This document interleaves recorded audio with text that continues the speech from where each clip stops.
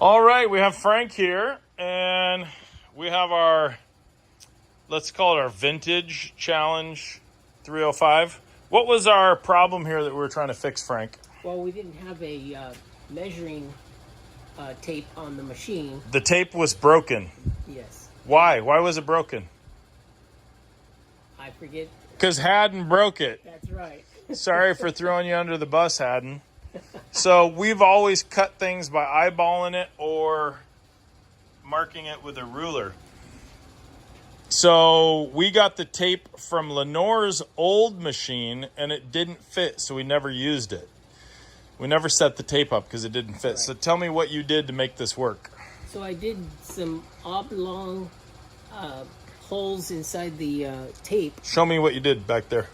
So basically, if you go through that side, I'll... Maybe visible from the other side better. So basically, I did oblong holes on this side, and one side goes to the tail end of the ruler, and the other side goes to the lead edge of the ruler. So the lead edge is the one that needs the oblong hole so that I could adjust the cutter to the exact position of where it's supposed to be.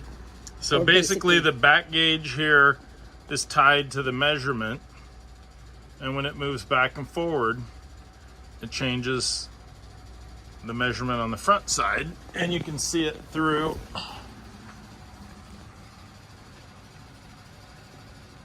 here.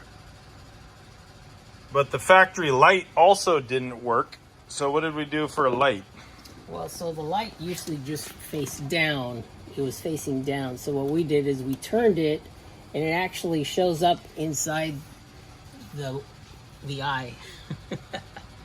And it shows you right where you're cutting.